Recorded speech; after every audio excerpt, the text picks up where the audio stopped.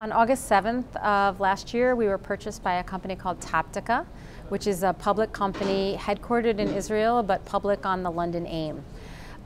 It's been a great 9 months or so since then. We really have found some seriously important synergies with Taptica. Number one, global is a big synergy. They have offices in 15 different markets, and we're currently planning our global strategy, likely starting with Japan and Korea. The second thing is we both are very focused on using data as a differentiator to make sure that advertisers are connecting with the exact right consumer at the right time. And the third one is it's just really great to be partnered with a company that, like us, has 100% focus on the demand side, on the advertising side of it. I think that advertisers are treating the technology these days as table stakes. Certainly technology has to be built to optimize to the metrics that they care about most, whether it's viewability or completions. But really the differentiation is either coming from the data or from the inventory. And in our case, we've been extremely focused on unique data partnerships. One of them we have is with a company called Alfonso, which is a TV retargeting company where it allows us to find an advertiser's marketing plan on TV and retarget them exactly on that same plan on a mobile device, so they can fully own what we call the modern living room. Those kinds of unique data partnerships that help an advertiser navigate an incredibly complex and fragmented world are really key to helping them drive the kind of business outcomes that they're looking for. Previously, we were 100% buying supply from our sister division, which is now called Telaria. Since the split, we've been extremely focused on diversifying. We, of course, are still an important customer of Telaria, but we are looking to work with other video-specific SSPs, other mobile-specific SSPs. We're looking for SSPs that have global inventory and also ones that have unique inventory that's specific to certain marketers' needs, whether it's liquor-compliant inventory, long-form inventory, or other sorts of more scarce inventory. Tremor Video DSP has really a 3-point plan to address the concerns in the market around transparency overall and around quality of inventory. The first one is the policy level.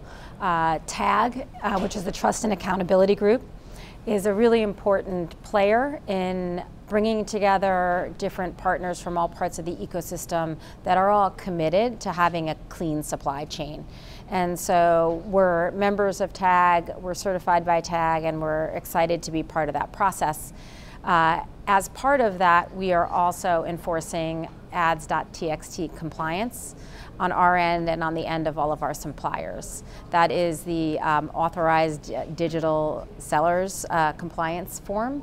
And I think that's a really important part. We're only going to work with supply that's been validated, and we're encouraging everyone else in the ecosystem to do the same thing.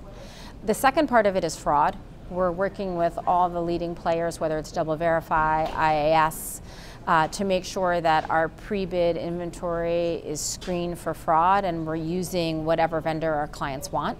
We're also heavily using whitelists and blacklists to make sure that we're buying only where our advertisers are comfortable that there is no fraud. And the third part of it is brand safety. We recently announced a partnership with Grapeshot, which is a contextual brand safety company. And again, with brand safety, we're also looking at things like whitelists and blacklists. Brand safety is really the most subjective of the 3 criteria. And so we want to really understand what each marketer cares about and what context that they're comfortable having their ad in to make sure that we're meeting their needs in the kind of advertising environment that they want to have their brand associated with. It's great to hear a lot more conversation about storytelling. Premium video is about sight, sound, and motion, and it's about how can we best tailor the most impactful medium to screens that are becoming more dominant right now. So how do we tailor that creative to a mobile experience or a tablet experience or a CTV experience? And we've had some great conversations. We heard from Chobani about the 100 versions of creative that they put out for their new Flip campaign. And we've definitely heard from many more marketers that they're looking to figure out, whether it's 6-second ads or interactive ads, how to make creative more impactful as a story. which is an important component along with using data to target and using attribution to measure. So that's definitely been a key theme today. A second key theme has been brand safety and fraud. And what I think is important, Linda Yaccarino's message about premium and premium quality is an important message, but I also think that marketers need to understand that their consumers are watching video in so many different places that if you only pick the names that you knew from 1950, you're going to miss a lot of how the audience is consuming video today. Whether it's on YouTube, whether it's on Crackle, whether it's on mobile apps, playing games. These are environments that marketers need to be in if they're going to capture millennials and Gen Z.